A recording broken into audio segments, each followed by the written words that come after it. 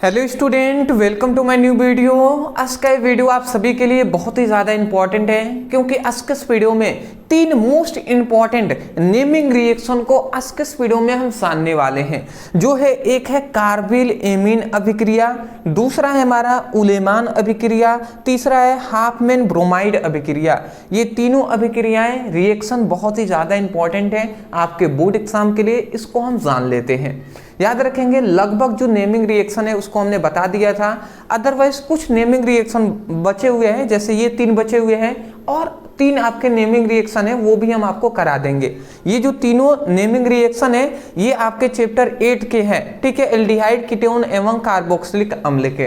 तो मैं आशा करता हूँ इतनी बात आप समझ गए हैं। हालांकि ये चैप्टर का पूरा इंपॉर्टेंट हमने कंप्लीट आपको करा दिया है, सभी टॉपिक, केवल रिएक्शन बचे हुए थे वो भी आज के इस वीडियो में कंप्लीट हो जाएंगे। पहले हम समझते हैं उलेमान अभिक्रिया क्या होता है, ठीक है ना। तो देखिए यहाँ पे हमने लिख दिया उलेमान अभिक्रिया।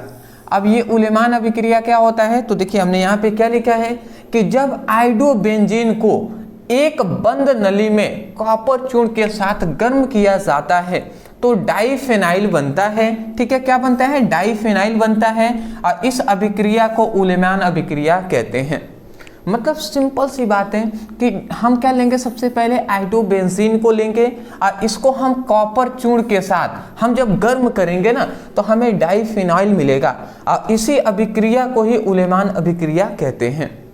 थोड़ा सा हम समझ भी लेते हैं। तो सबसे पहले आयोडोबेंजीन को लेंगे। तो आयोडोबेंजीन का सूत्र क्या होता है जी? मैं अगर पूछूं आयोडोबेंजीन का सूत्र तो नहीं पता है तो वहाँ पे देख लीजिए C6H5I। ये क्या है? आयोडोबेंजीन है। तो आयोडोबेंजीन के हम दो अणु लेंगे, तो या तो हम यहाँ पे दो लिख दें या हम एक और यहीं पे ले लेंगे। अभी हम ले लेंगे एक और आयोडोबेंजीन। तो आयोडोबेंजीन की क्रिया किससे हम कराएंगे? कॉपर चूर्ण के साथ हम कराते हैं, ठीक है ना। तो सपोज डेट यहाँ पे हम कॉपर चूर्ण ले लेते हैं, दो मात्रा में कॉपर को ले लेते हैं, ठीक है ना, ठीक है। तो देखिए यहाँ पे जब हमने आयोडोबेंजीन को कॉपर चूर्ण के साथ क्रिया कराएंगे, परंतु आयोडोबेंजीन के हम कितने मात्रा में लेंगे? दो मात्रा में। तो एक यहाँ पे एक और हम आयोडोबेंजीन को ले लेते हैं C6H5I, ठीक है ना। तो देखिए आयोडोबेंजीन के हमने दो मात्रा में ले लिया, एक यहाँ पे एक यहाँ पे। यहाँ पे भी हम दो लिख सकते थे, तब भी वही बात थी। ऐसे हमने इसलिए किया क्योंकि रिएक्शन आपको समझ में आए, ठीक है, आसानी से। अब इसके बाद जब हम ऐसे क्रिया करते हैं तो कुछ नहीं होता है। क्या होता है जी? यहाँ पे यहाँ से देखिए, यहाँ से आपका ये निकलता है, ठीक है ना। इस बात को आप याद रखें, यहाँ से C6H5 ये आपका यहाँ से निकलता है, फिर से इसमें से भी C6H5 यहाँ से निकलता है, ठीक है ना। तो ये दो चीज़ें यहाँ से निकलेंगी। तो जब निकलेगी तो यहाँ पे क्या बनेगा जी? तो यहाँ पे C6H5 निकल रहा है, तो C6H5 सिंगल बॉन्ड, एक इधर से भी C6H5। तो ये आपका देखिए इधर से C6H5 ये निकला और इधर से भी C6H5 निकला। तो ये दोनों आपको यहाँ पे दिखाई दे रहे हैं। यही क्या है? डाइफिनाइल है, ठीक है ना। ये क्या है? डाइफिनाइल है। अब उसके बाद बचा क्या? दो यहाँ पे कॉपर बचा हुआ है और एक यहाँ पे आयोडीन और एक यहाँ पे आयोडीन। ये दो आयोडीन बचे हैं और दो कॉपर। तो सिंपल सा हम ये नहीं लिख सकते हैं जी कि कॉपर आयोडीन बचा हुआ है, तो दो मात्रा में कॉपर बचा है और दो मात्रा में आयोडीन, तो 2CuI हम लिख सकते हैं। तो ये हमारा बन गया है। और ये क्या है हमारा? ये है डाइफिनाइल।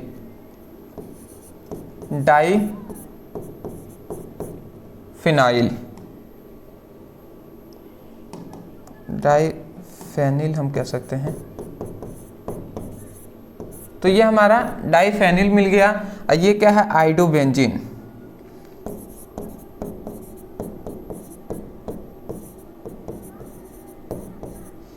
ठीक है ना। और ये क्या है? कॉपर चूर्ण।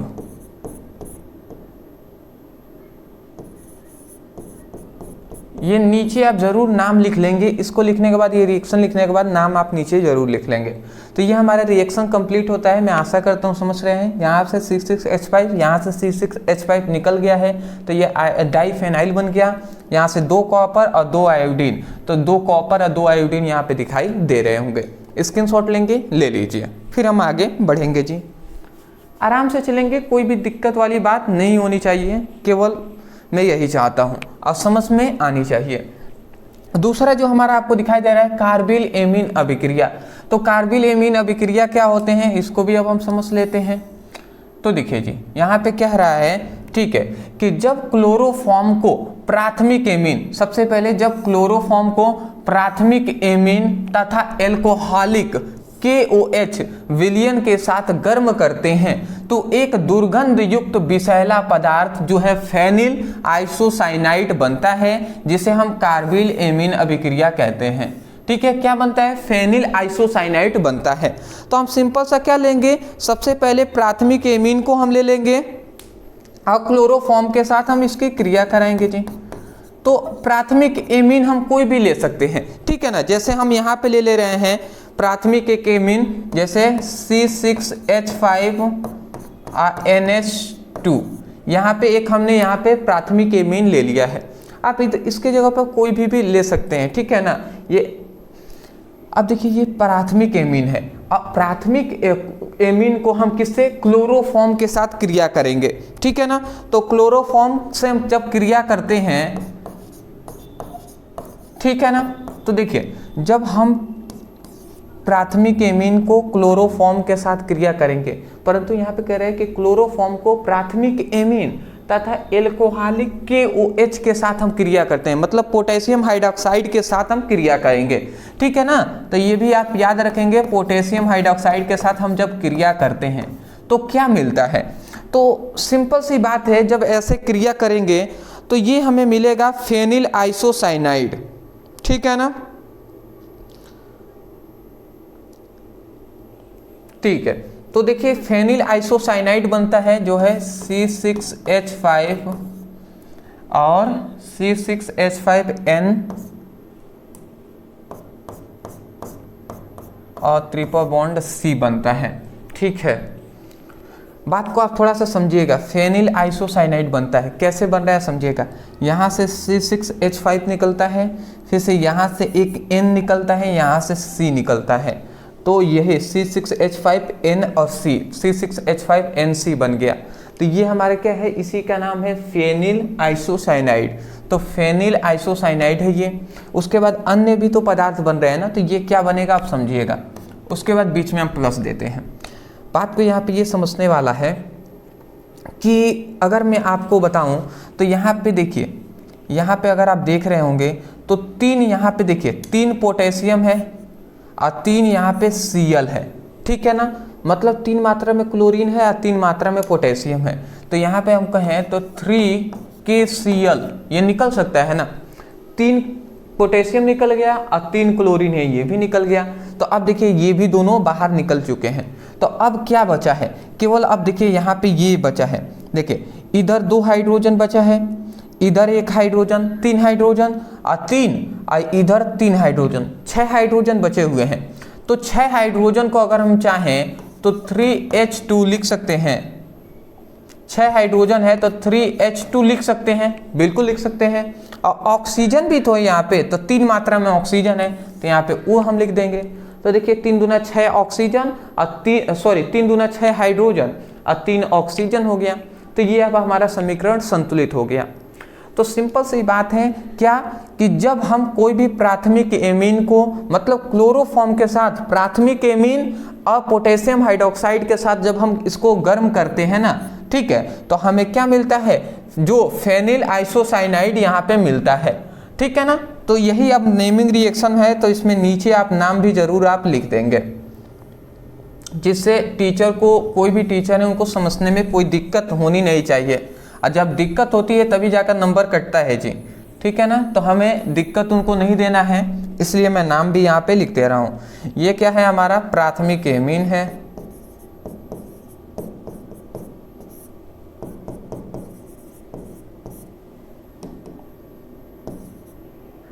क्यों ऐसा हो रहा है भैया, प्राथमिक एमीन। ये क्या है, क्लोरोफॉर्म,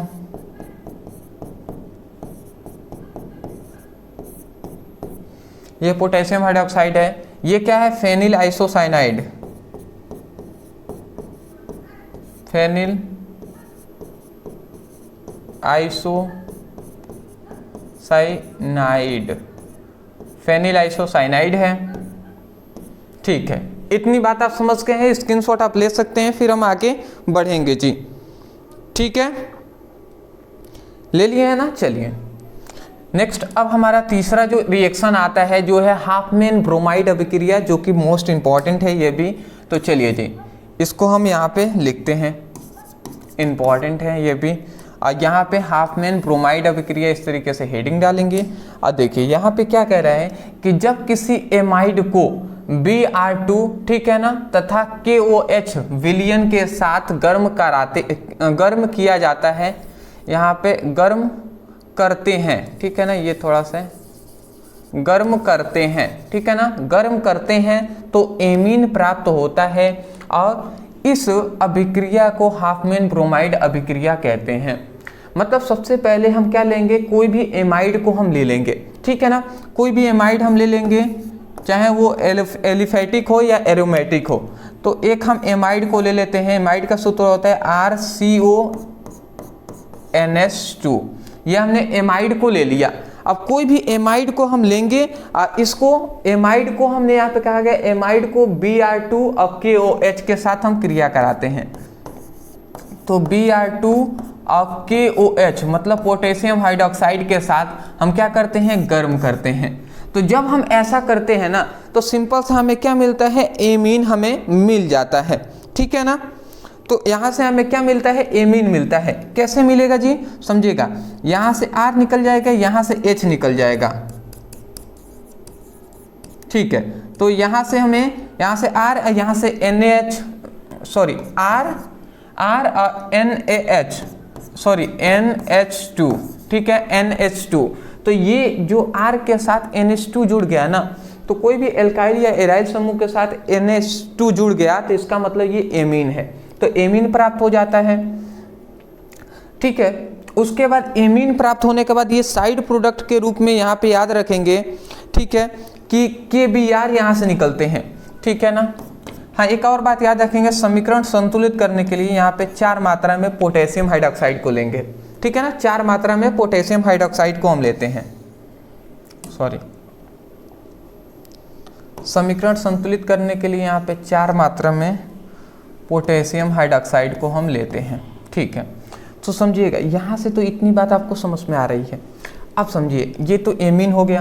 अब देखिए यहाँ पे, अच्छा, ये 4 मात्रा में पोटेशियम हाइड्रोक्साइड है, तो इसको थोड़ा सा अगर हम चाहें तो इसको हम ऐसे लिख सकते हैं। अगर आप चाहें तो KOH 1 2 ठो 3 हो गया और 4 हो गया, तो ये 4 मात्रा में पोटेशियम हाइड्रोक्साइड हो गया। तो अगर आप सोचिए तो देखिए यहाँ से क्या क्या निकलते हैं। मैं अगर आपको एक्सप्लेन अच्छे से करना चाहूँ तो देखिए, ये 2 Br है, तो इस 2 Br के साथ ये 2 पोटेशियम हाइड्रोक्साइड भी निकल जाते हैं।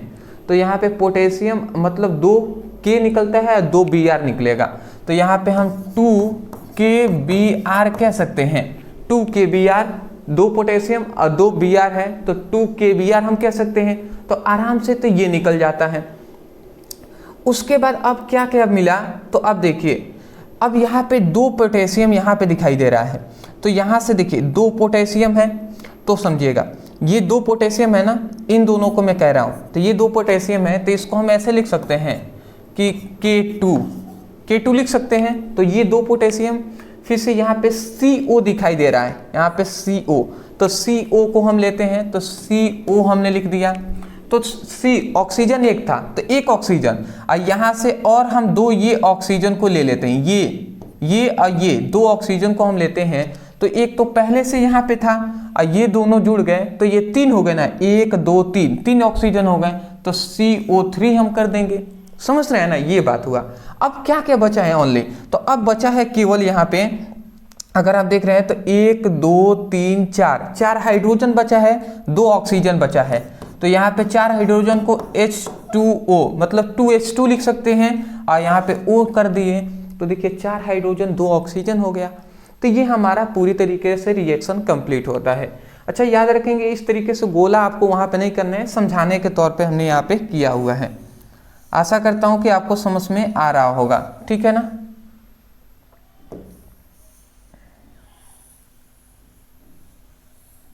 ठीक है, तो अब हम इसका नाम भी लिख देते हैं। ये क्या है? ये हमारा है एमाइड। ठीक है, ये हमारा एमाइड है। उसके बाद यहाँ पे ये हमारा जो मिला ये है प्राथमिक एमीन, या हम एमीन कह सकते हैं। ठीक है, तो ये एक स्ट्रक्चर है, इस पर हम एग्जाम्पल दे रहे हैं जिससे आपको समझ में आए।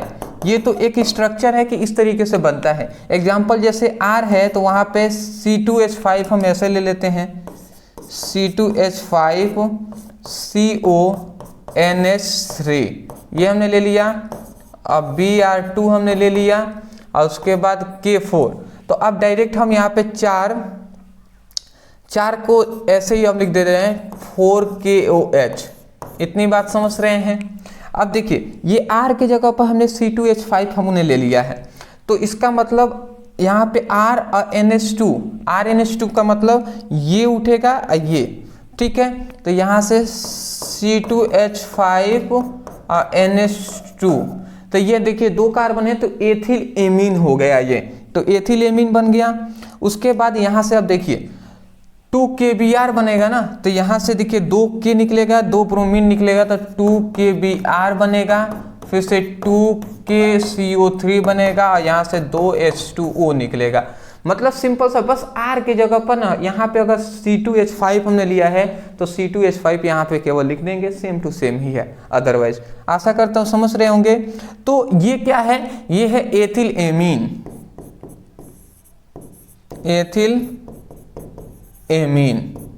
ठीक है ना, तो एथिल एमीन का निर्माण हमारा हो गया जी। ठीक है ना, तो मैं आशा करता हूं कि आपको समझ में आ रहा होगा। ठीक है, ठीक है। 3 यहाँ पे कार्बन है, 1 2 3, तो ये क्या नाम हो जाएगा? प्रोपियोनेमाइड। एमाइड है ना, तो ये प्रोपेनामाइड ये हो जाएगा। तो ये हमारा हो गया जी, इसका स्क्रीनशॉट आप ले सकते हैं। तो मैं आशा करता हूं कि ये 3 रिएक्शन है, आसानी तरीके से एक एक पॉइंट्स आपको समझ में आ गए होंगे। अदरवाइज वीडियो पसंद आया तो वीडियो को लाइक करने के साथ साथ चैनल पे नए होंगे तो चैनल को पहले ही आप सब्सक्राइब कर लीजिए। ठीक है ना, क्यों मैं ऐसा कह रहा हूँ? क्योंकि भैया आपकी सपोर्ट की हमें और सीरियस कहें तो हमारी फैमिली को भी आवश्यकता है। ठीक है, तो इतना आप कर देंगे तो अच्छा होगा। नहीं करते हैं कोई दिक्कत वाली बात नहीं है भैया। ठीक है ना, कोई दिक्कत नहीं है, आपको नहीं मन है ना करें। दूसरी बात मैं ये कहूँगा, देखिए कोई भी आपको रिएक्शन है जो आपको नहीं समझ में आता, आप चाहते हैं कि हमसे पढ़कर आपको आसानी से अगर समझ में आ जा रहा है तो अगर समझना चाहते हैं, जैसे हाफमैन ब्रोमाइड अभिक्रिया ही नहीं समझ में आ रहा है, या गाटरमैन अभिक्रिया, या कोई भी सेंडमेयर अभिक्रिया, तो आप लिखिए हाफमैन ब्रोमाइड अभिक्रिया ब्रदर सर। इतना लिख कर सर्च करेंगे ना, हमारी जो वीडियो मिल जाएगी आपको यूट्यूब पर, तो वहाँ से स्टडी आप कर सकते हैं। ठीक है ना, तो इस तरीके से आप मन लगाकर पढ़ाई कीजिए, रट कर नहीं समझ कर याद करने का फोकस कीजिएगा। सभी सब्जेक्ट का डिस्क्रिप्शन बॉक्स में लिंक है, वहाँ से अपनी स्टडी कर सकते हैं। ठीक है ना, तो मिलते हैं एक नए टॉपिक के साथ एक नए वीडियो में। Thank you so much for watching this video.